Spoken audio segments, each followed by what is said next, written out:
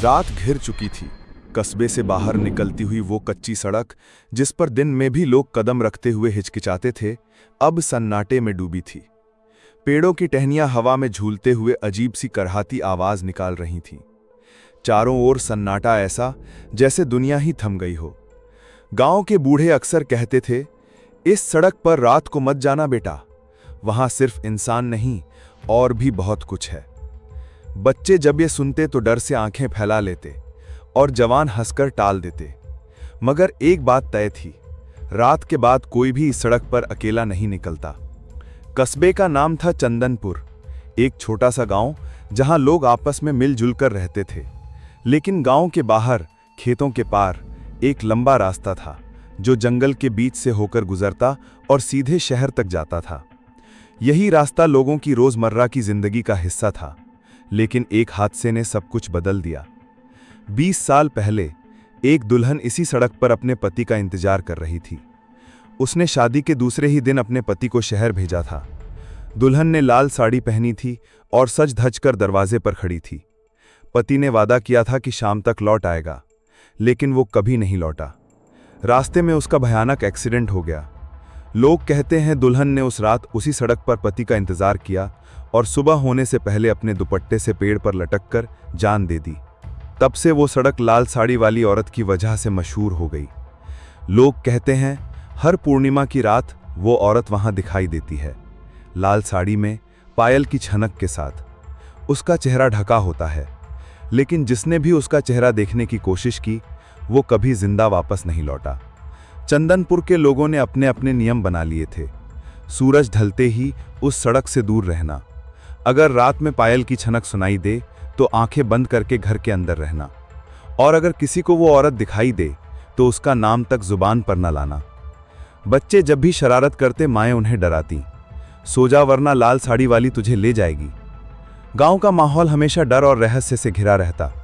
मगर जैसे हर जगह होता है, यहां भी कुछ लोग थे जो इन बातों को अंधविश्वास मानते। ऐसा ही एक नौजवान था, राहुल। वो शहर से पढ़ाई के बाद कस्बे में नौकरी करने आया था। पढ़ा लिखा, स्मार्ट और निडर। उसे भूत प्रेत जैसी कहानियां मजाक से ज्यादा कुछ नहीं लगती थीं। उसके नए दोस्त विनय, सोनू और अशोक उससे अक्सर कहते, राहुल भाई, अगर तुझे सच में हिम्मत है तो रात को सड़क से गुजर कर दिखा। राहुल हंसते हुए जवाब देता, भूत प्रेत जैसी कोई चीज नहीं होती यार, ये सब तुम्हारे दिमाग के भ्रम हैं। मैं कल ही होके आऊंगा। दोस्तों ने उसे और उकसाया, अगर तू निकल गया तो मान लेंगे कि तू सबसे बड़ा शेर है, वरना तू भी डरपोक निकला। राहुल ने चुनौती स्वीकार कर ली। उस दिन गांव का माहौल अजीब था। आसमान पर बादल छाए हुए थे। चांद कभी धुंध से निकलता, कभी छुप जाता। राहुल अपने कमरे में बैठा था, मगर उसके मन में हल्की सी बेचैनी थी। उसे बार बार याद आ रहा था कि किस तरह लोग लाल साड़ी वाली औरत की बातें करते हैं। लेकिन वो खुद को समझाता, ये सब मन की उपज है, डर हमें वहीं दिखाता है जो हम सोचते हैं। रात के करीब 11 बजे उसके दोस्त उसके कमरे में पहुंच गए। तैयार है ना, आज रात साबित करना है। राहुल मुस्कुराया और बोला, बिल्कुल, चलो देखते हैं उस सड़क पर कौन सा भूत घूम रहा है। ठीक 12 बजे राहुल अपनी बाइक लेकर सड़क पर पहुंचा। चारों ओर घना अंधेरा था। उसकी हेडलाइट ही एकमात्र रोशनी थी। हवा में ठंडक और नमी थी। बाइक आगे बढ़ रही थी, लेकिन जैसे जैसे वो जंगल की ओर बढ़ता, माहौल भारी होता जा रहा था। पेड़ों की शाखाएं आपस में टकराकर अजीब सी आवाजें निकाल रही थीं। कहीं दूर उल्लू की हूट सुनाई दी, और तभी छन छन छन। राहुल ने साफ साफ सुना पायल की आवाज। उसका दिल तेजी से धड़कने लगा। ये कैसा मजाक है, शायद कोई औरत गुजर रही होगी। उसने खुद को समझाया और बाइक तेज कर दी, लेकिन आवाज पीछा करती रही, कभी बाईं ओर से, कभी दाईं ओर से। अचानक मोड़ पर उसे एक परछाई दिखी। एक औरत, लाल साड़ी पहने, घूंघट से ढका चेहरा। राहुल ने जोर से ब्रेक लगाया। बाइक रुकते ही उसकी सांसें थम गईं। औरत धीरे धीरे उसकी तरफ बढ़ रही थी। पायल की छनक अब साफ साफ सुनाई दे रही थी। राहुल ने हिम्मत जुटाकर कहा, कौन हो तुम, यहां क्या कर रही हो? कोई जवाब नहीं, सिर्फ कदमों की आहट और छनक। राहुल ने इंजन स्टार्ट करने की कोशिश की। बाइक बार बार बंद हो रही थी। औरत अब बहुत पास आ चुकी थी। जैसे ही वह औरत बिल्कुल सामने आई, उसने घूंघट उठाया। राहुल की आंखें फैल गईं। चेहरे पर गहरे जख्म, आंखों में खून भरा हुआ, होंठ नीले और गर्दन तिरछी टूटी हुई। और फिर वो ठंडी डरावनी आवाज आई, मेरा दूल्हा कहाँ है? राहुल के पूरे शरीर में झुरझुरी दौड़ गई। उसने जोर से चीखा, लेकिन उसकी आवाज पेड़ों में खो गई। औरत अचानक गायब हो गई। राहुल ने राहत की सांस ली, मगर तभी उसे अपने पीछे किसी की सांसों का एहसास हुआ। वो धीरे धीरे मुड़ा। वही लाल साड़ी वाली औरत उसके ठीक पीछे खड़ी थी। राहुल का दिल इतनी जोर से धड़क रहा था कि उसे लग रहा था जैसे सीने से बाहर निकल जाएगा। पीछे खड़ी लाल साड़ी वाली औरत उसकी ओर झुकी, उसके कानों के बिल्कुल पास। उसकी सांसें बर्फ जैसी ठंडी थीं। मेरा दूल्हा कहाँ है?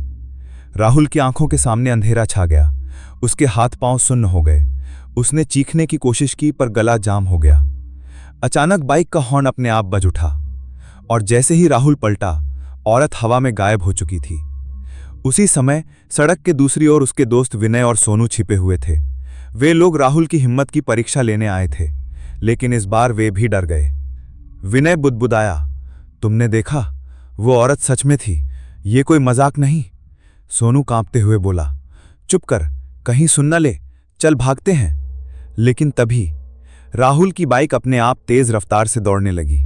राहुल हैंडल पकड़ने की कोशिश करता रहा, मगर जैसे कोई अदृश्य शक्ति उसे नियंत्रित कर रही थी। बाइक पेड़ों के बीच अंधाधुंध दौड़ रही थी। अचानक सड़क पर काली धुंध का बादल छा गया। बाइक धुंध के बीच से गुजरी और राहुल ने देखा, सड़क के दोनों ओर लाल साड़ी वाली औरतें खड़ी थीं। दर्जनों, सैकड़ों औरतें, सबके चेहरे कटे फटे, खून से लथपथ। सब एक साथ बोल रही थीं, हमारा दूल्हा, हमारा दूल्हा। राहुल ने आंखें बंद कर लीं, लेकिन बाइक रुकी ही नहीं। इसी बीच विनय ने हिम्मत करके राहुल को रोकने के लिए सड़क पर छलांग लगा दी। राहुल, बाइक रोको! जैसे ही विनय ने राहुल को पकड़ा, धुंध से एक हाथ निकला और विनय की गर्दन पकड़कर खींच लिया। उसकी चीख गूंजी, बचाओ! और फिर वो अचानक धुंध में गायब हो गया।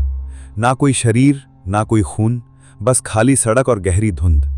सोनू ये दृश्य देखकर जमीन पर बैठ गया। उसकी आंखें फटी की फटी रह गईं। विनय, विनय कहाँ गया? आखिरकार बाइक जोरदार झटके से रुक गई। राहुल सड़क के बीच गिर पड़ा। उसकी आंखें खुली थी, लेकिन होश गायब। होंठ कांप रहे थे और गला बार बार बस यही दोहरा रहा था, लाल साड़ी, लाल साड़ी। गांव वाले अगले दिन सुबह उसे सड़क पर पाए। उसके पास सिर्फ उसकी बाइक थी। विनय का कोई निशान नहीं। गांव में खबर फैल गई, लाल साड़ी वाली औरत ने फिर किसी को ले लिया। लोगों ने राहुल को देखा और फुसफुसाने लगे, अब ये लड़का बचा तो है, पर भूत ने इसे देख लिया है। ये हमेशा इसके पीछे पीछे आएगी। सोनू डर से पागल हो गया। वो लगातार कहता रहा, मैंने अपनी आंखों से देखा था, धुंध से हाथ निकले थे, विनय को ले गए। गांव का पुजारी बोला, ये कोई साधारण आत्मा नहीं, ये औरत अब अपूर्ण पिशाचिनी बन चुकी है, जिसे भी देखती है उसका जीवन छीन लेती है। राहुल धीरे धीरे होश में आया, लेकिन उसके भीतर कुछ बदल चुका था। रात होते ही उसे पायल की छनक सुनाई देती। आईने में खुद की परछाई के साथ लाल साड़ी वाली औरत की परछाई भी दिखने लगी। नींद में वो अक्सर चीख उठता, नहीं, मैं तुम्हारा दूल्हा नहीं हूं, मुझे छोड़ दो। दोस्त और गांव वाले उससे दूर रहने लगे। सिर्फ सोनू उसके पास रहता, लेकिन उसकी आंखों में भी डर साफ दिखता था। एक दिन गांव में एक बूढ़ा तांत्रिक राहुल के पास आया।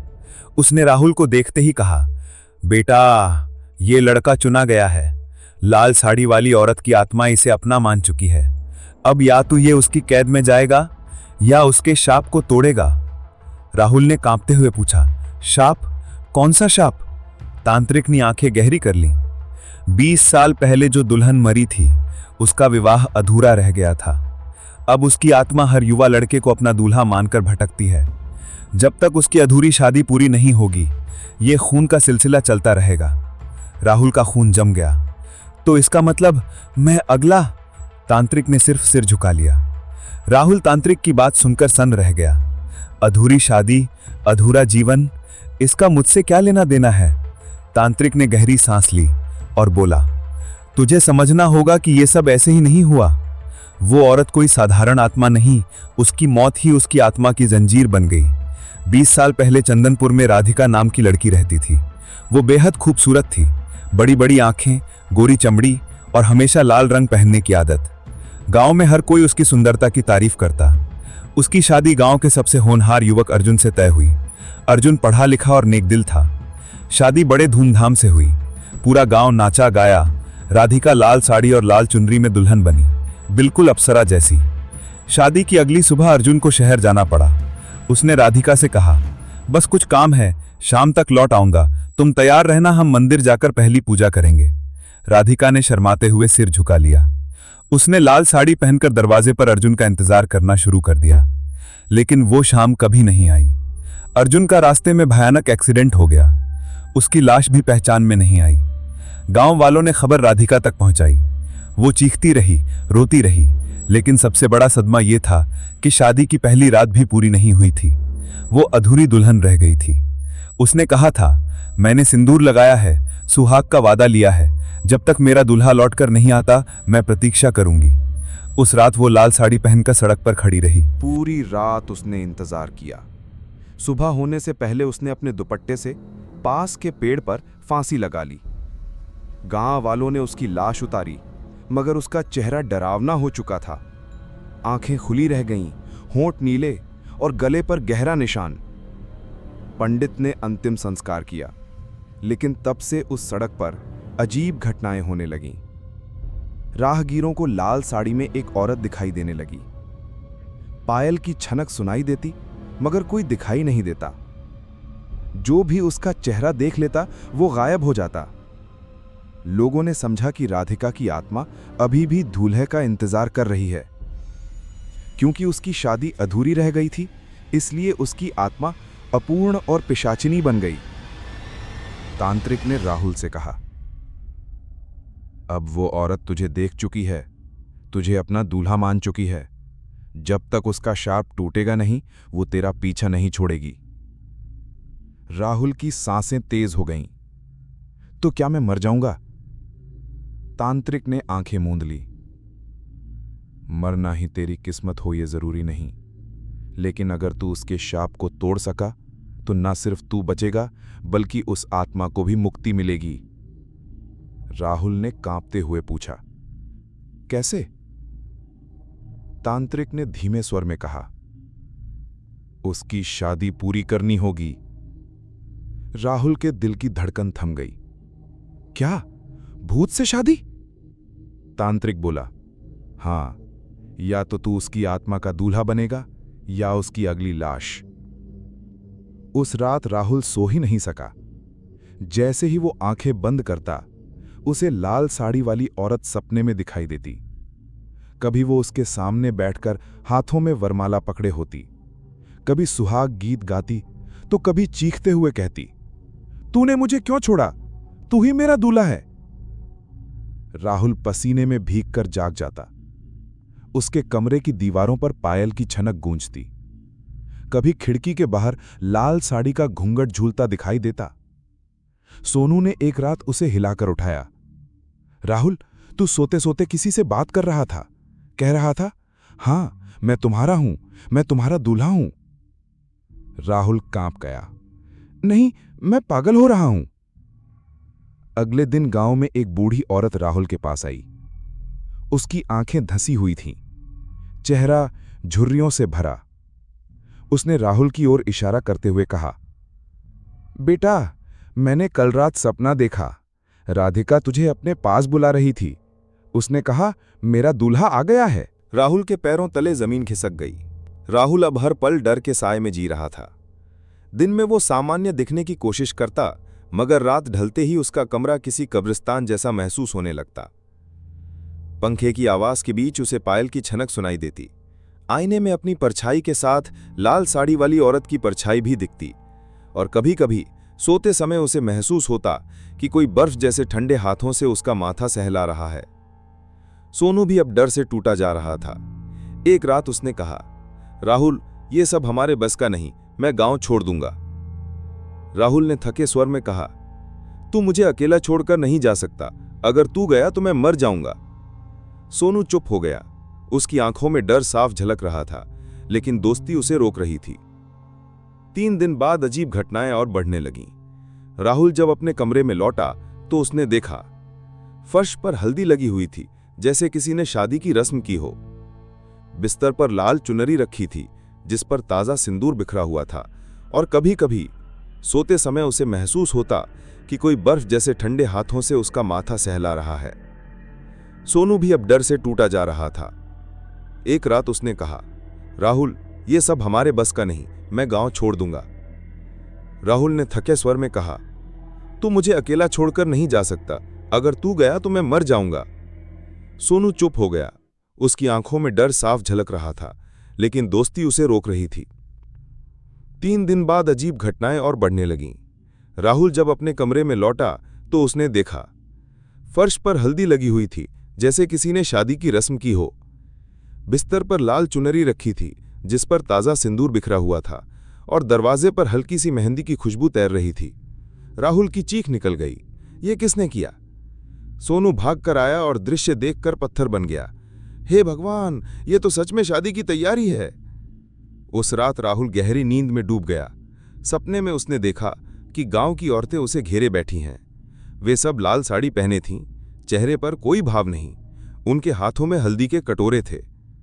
सब मिलकर गा रही थीं, हल्दी है, सुहाग है, दुल्हा हमारा जाग है। और फिर वे सब राहुल के शरीर पर हल्दी मलने लगी। उसकी त्वचा जलने लगी, जैसे तेजाब लगा दिया हो। राहुल चीखते हुए उठा, लेकिन जब उसने दर्पण में देखा, उसका पूरा शरीर सचमुच पीला हो चुका था।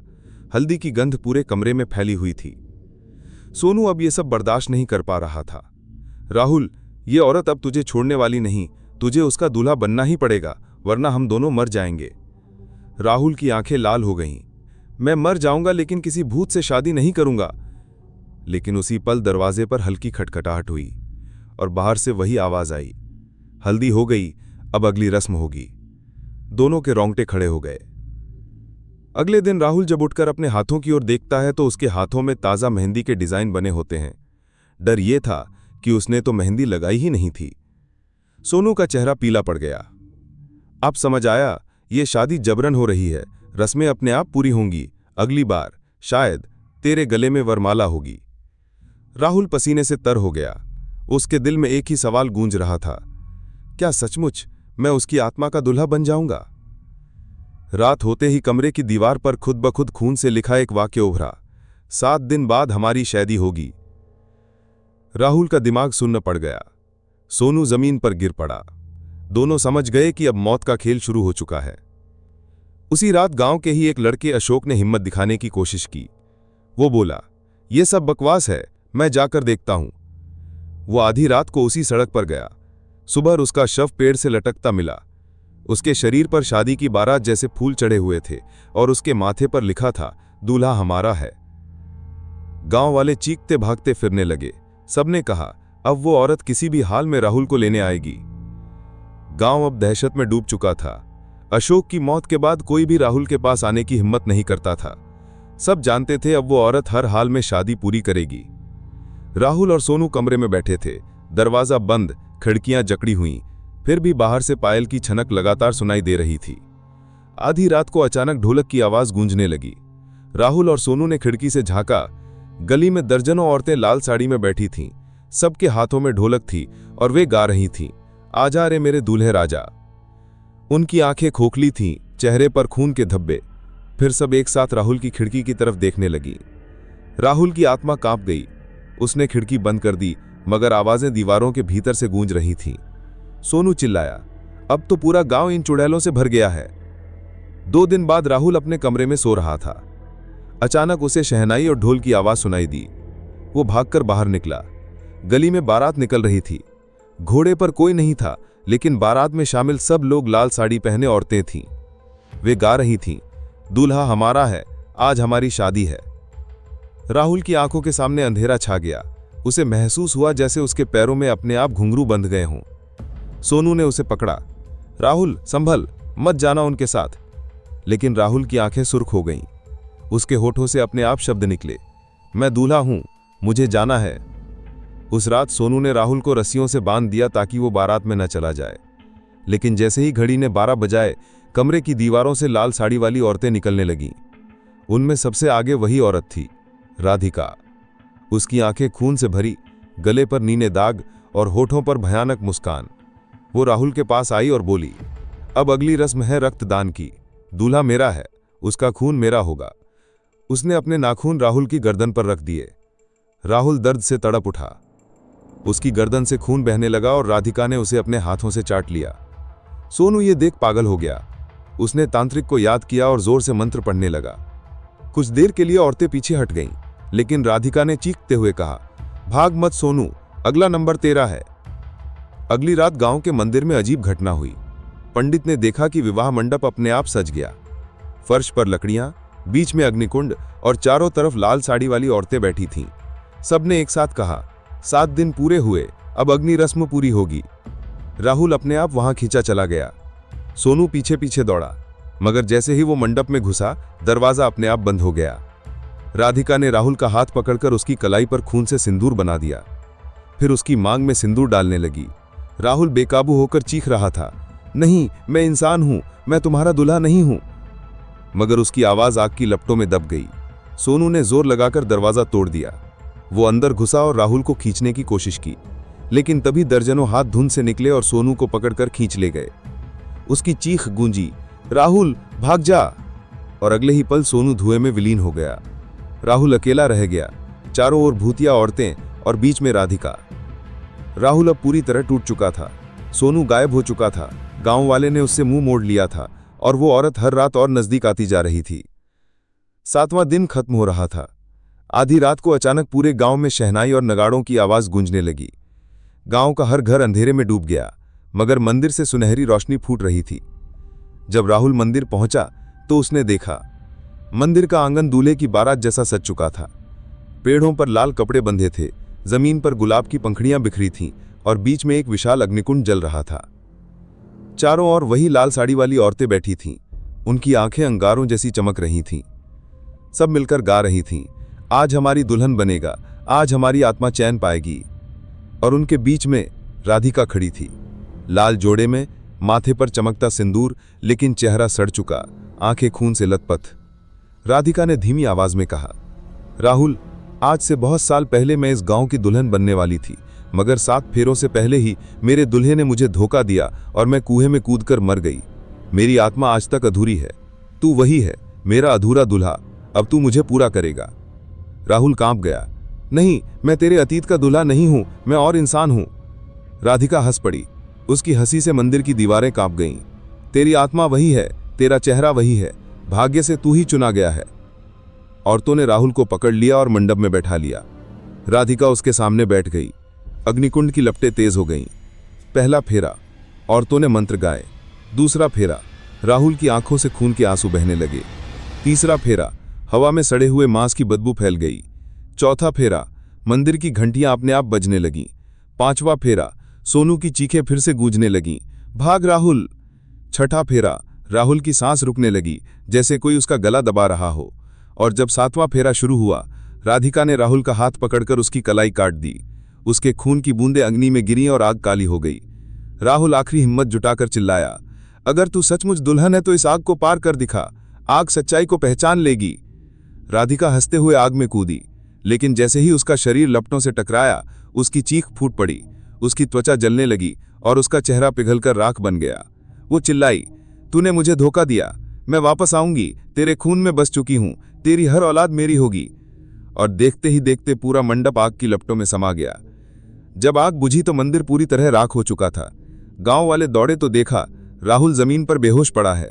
उसके माथे पर हल्का सा सिंदूर का निशान अब भी मौजूद था। गांव वालों ने कहा, शायद शादी रुक गई। लेकिन जब राहुल ने धीरे धीरे आंख खोली, उसकी पुतलियां पूरी तरह लाल थीं और उसके होठों पर वही मुस्कान थी, राधिका वाली मुस्कान।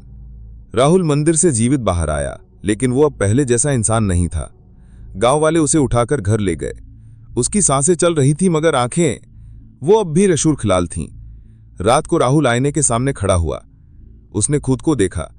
चेहरा वही था, पर आईने में उसकी परछाई अलग थी। आईने में वो दूल्हे की पोशाक में था और उसके पास लाल साड़ी में राधिका खड़ी थी। राधिका ने परछाई में उसकी ओर झुककर कहा, मैं तुझ में बस चुकी हूं, अब तू और मैं अलग नहीं। राहुल ने आंखें बंद कर ली, मगर फुसफुसाहट कमरे में गूंजती रही। गांव के लोग डर से राहुल से दूरी बनाने लगे। कुछ कहते, राधिका अब राहुल के शरीर में है। कुछ कहते, राहुल को बलि चढ़ाना ही पड़ेगा। लेकिन राहुल को अब खुद पर भी भरोसा नहीं रहा था। कभी वो सामान्य रहता तो कभी अचानक उसकी आवाज औरत जैसी हो जाती। कभी उसकी हंसी डरावनी गूंजती, कभी वो खून की लालसा में पागल हो उठता। एक रात राहुल के सपने में सोनू आया। उसका शरीर जला हुआ था, मगर आंखें चमक रही थीं। सोनू बोला, राहुल, तुझे लग रहा है तू बच गया, पर सच यह है कि तू अधूरा दुल्हा बन चुका है। राधिका तेरे अंदर है। अगर तूने 7वीं रात के भीतर उसका बंधन नहीं तोड़ा तो तू हमेशा के लिए उसी का हो जाएगा। राहुल चीख कर उठ बैठा। उसके हाथ में खून लगा हुआ था। नींद में उसने अपने ही हाथ को चाकू से काट लिया था और उसे दर्द तक महसूस नहीं हुआ। गांव के बुजुर्ग इकट्ठा हुए। उन्होंने कहा, राहुल अब इंसान नहीं रहा। अगर इसे ऐसे ही छोड़ा गया तो राधिका की आत्मा पूरे गांव को निकल जाएगी। इसे या तो मारना होगा या किसी तांत्रिक से छुड़ाना होगा। कुछ ही देर बाद गांव के बाहर के जंगल से एक बूढ़ा तांत्रिक लाया गया। उसने राहुल को देखा और ठंडी हंसी हंसी। ये अब आधा इंसान आधा आत्मा है। अगर इसे बचाना है तो इसे उसी कुएं में ले जाना होगा जहां राधिका ने अपनी जान दी थी। वहीं इसकी किस्मत तय होगी। अगली आधी रात को गांव वाले मशाल लेकर राहुल को बांधकर उस कुएं तक ले गए। कुएं से सड़ी हुई बदबू आ रही थी। पानी काला पड़ चुका था। जैसे ही राहुल कुएं के पास पहुंचा, वो खुद बेकाबू होकर हंसने लगा। उसकी आवाज अब औरत जैसी हो गई। अच्छा किया तुम सब आए। आज यहीं शादी पूरी होगी, यहीं सबका खून गिरेगा। हवा अचानक तेज हो गई। पायल की आवाजें पूरे जंगल में गूंज उठीं। आधी रात का समय। गांव वाले मशाले लेकर राहुल को कुएं तक घसीट कर लाए। आसमान पर बादल उमड़ाए थे और बिजली लगातार चमक रही थी। कुएं के चारों ओर सन्नाटा था, लेकिन भीतर से पायल की छनक गूंज रही थी। पानी की जगह वहां से लाल धुंध उठ रही थी। बूढ़ा तांत्रिक मंत्र पढ़ने लगा। उसने राहुल को कुएं के किनारे बिठाया और कहा, यहीं तेरी किस्मत का फैसला होगा। अगर तेरे अंदर की आत्मा हार गई तो तू बच जाएगा, वरना राधिका की दूल्हा आत्मा जन्म लेगी। गांव वाले कांपते हुए मंत्र दोहराने लगे। अचानक कुएं से भयंकर चीख उठी। पानी उबलने लगा और उससे लाल साड़ी पहने औरतों का झुंड निकलने लगा। सबके चेहरे सड़े हुए, आंखें खाली गड्ढे जैसी। उनके बीच राधिका निकली। उसकी आंखें खून से भरीं, होठों पर दरिंदगी की मुस्कान। वो सीधे राहुल के सामने आकर बोली, आज कोई मुझे रोक नहीं सकता। ये कुआं मेरा है, ये दुल्हा मेरा है और अब उसका खून पूरे गांव में बहेगा। राहुल तड़पने लगा। उसकी आंखें कभी सामान्य दिखतीं तो कभी पूरी तरह लाल। कभी वो खुद की आवाज में चिल्लाता, मुझे बचाओ, और अगले ही पल राधिका की आवाज उसके मुंह से निकलती, सबको मार दूंगी, सबको। उसका शरीर खुद से बांध तोड़ने लगा। गांव वाले डरकर पीछे हट गए। तांत्रिक ने चिल्लाकर कहा, यह कुआं साधारण नहीं है, ये उन सब दुल्हनों का शापिस्थान है जिन्हें धोखा मिला, जिनकी शादियां अधूरी रह गईं। राधिका उनमें सबसे शक्तिशाली है। अगर आज इसका बंधन ना तोड़ा गया तो हर 7 साल में ये गांव एक दूल्हे को निगलेगा। गांव वाले दहशत से चीख उठे। राहुल अचानक खुद ही कुएं के किनारे खड़ा हो गया। उसकी आंखें चमकीं और वो बोला, अगर मुझे बचना है तो मुझे खुद अंदर कूदना होगा, वहीं मेरा असली इम्तिहान है। तांत्रिक ने चेताया, अगर तू अंदर गया और हारा तो तेरी आत्मा हमेशा के लिए उसी की होगी। राहुल ने कोई जवाब नहीं दिया और अचानक कुएं में कूद पड़ा। जैसे ही राहुल नीचे गिरा, चारों ओर घुप अंधेरा हो गया। वो पानी में नहीं बल्कि हड्डियों और राख के ढेर पर गिरा। हर तरफ औरतों की हंसी गूंज रही थी। राधिका सामने आई। उसका चेहरा अब और भी भयानक था। उसने कहा, देख, यहां सब मेरे दूल्हे पड़े हैं, तू भी अब उनमें से एक होगा। अचानक हड्डियां हिलने लगीं। सैकड़ों अधूरे दूल्हों की परछाइयां उठ खड़ी हुईं और राहुल को पकड़ने लगीं। राहुल चीखा, नहीं, मैं इंसान हूं, मैं तुम्हारा दूल्हा नहीं। लेकिन राधिका की आवाज गूंजी, तू मेरा है, हमेशा से। राहुल अंधेरे कुएं के भीतर हड्डियों के बीच खड़ा था। चारों तरफ सड़ते हुए दूल्हों की परछाइयां थीं, जिनकी आंखों में सिर्फ खालीपन था। वे सब धीरे धीरे उसकी ओर बढ़ रहे थे, मानो उसे अपने दलदल में खींच लेना चाहते हों। राधिका उसके सामने खड़ी थी।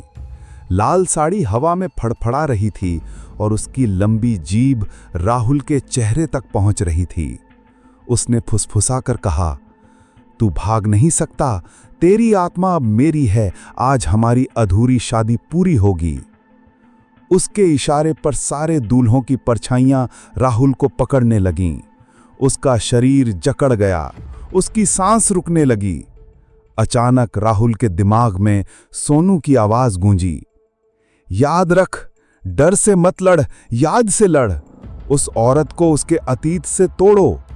वो दुल्हन है, लेकिन उसका सच दर्द है, शादी नहीं। राहुल ने आंखें बंद की और पूरी ताकत से चिल्लाया, राधिका, तेरा दूल्हा जिसने तुझे धोखा दिया वो मैं नहीं हूं, मैं उसका पाप नहीं ढो सकता। राधिका की आंखों में अचानक दर्द की लहर दौड़ गई। उसका चेहरा रोने लगा, चीखों में बदल गया। हड्डियों की भीड़ पीछे हटने लगी, लेकिन अगले ही पल वो फिर से पागल हंसी में बदल गई। झूठ, तेरी रगों में वही खून बह रहा है, तू वही है। उसकी लाल चुनरी उठी और राहुल के गले में डाल दी। अब 7वां फेरा पूरा होगा। कुएं की गहराई में आग भड़क उठी। राधिका और राहुल उसके चारों ओर घूमने लगे, जैसे कोई अदृश्य शक्ति उन्हें धकेल रही हो। पहला, दूसरा, तीसरा, हर फेरे के साथ राहुल की त्वचा जलने लगी, उसकी आंखें और लाल होती जा रही थीं। छठे फेरे तक वो आधा इंसान और आधा भूत बन चुका था। 7वें फेरे पर राहुल ने अचानक अपने हाथ से चुनरी को पकड़कर आग में फेंक दिया। वो चीख कर बोला, अगर शादी ही तेरा शाप है तो मैं इसे यहीं खत्म करता हूं। आग अचानक भड़क उठी और पूरी चुनरी जल गई। राधिका की चीख ने पूरे कुएं को हिला दिया। उसका शरीर राख में बदलने लगा, चेहरा पिघल गया और वो काली धुंध बनकर चीखते हुए कुएं के भीतर समा गई। सब कुछ अचानक शांत हो गया। हड्डियां जमीन पर गिर गईं, आग बुझ गई। राहुल अकेला खड़ा था, मगर उसके हाथ कांप रहे थे। उसने ऊपर की ओर देखा। कुएं के मुंह पर गांव वालों की मशालें चमक रही थीं। तांत्रिक चिल्लाकर बोला, राहुल, क्या तू जीत गया? राहुल ने धीरे से सिर उठाया। उसकी आंखें अब सामान्य लग रही थीं, लेकिन जैसे ही उसने मुस्कुराया, होठों पर वही राधिका वाली मुस्कान थी। कुएं से सुबह की पहली किरण के साथ राहुल बाहर निकाला गया। गांव वाले उसके चारों ओर खड़े थे, सबके चेहरे पर डर और उम्मीद दोनों थे। उसकी देह थकी हुई थी, कपड़े राख और खून से लथपथ थे। गांव वाले ताली बजाने लगे। राहुल बच गया, राधिका की आत्मा गई, अब शांति लौटेगी। तांत्रिक ने माथा झुकाकर कहा, आज सैकड़ों साल का शाप टूटा है। ये लड़का गांव का रक्षक है। गांव में जश्न का माहौल फैल गया, लेकिन राहुल चुपचाप बैठा रहा। उसकी आंखें जमीन पर थीं। किसी ने गौर नहीं किया कि उसके होठों पर एक हल्की मुस्कान थी, वो मुस्कान जो इंसानी नहीं लग रही थी। जब बच्चे उसके पास खेलने आए तो उसने अचानक उनकी ओर देखा। उनकी रीढ़ में सिहरन दौड़ गई। उनकी मां ने तुरंत उन्हें खींचकर पीछे कर लिया। अगर यह कहानी आपको अच्छा लगा तो वीडियो को लाइक और चैनल को सब्सक्राइब करेंगे। और भी हमारे चैनल पर इससे अच्छी कहानी पड़ी है तो आप उस कहानी को देखिए। धन्यवाद दोस्तों।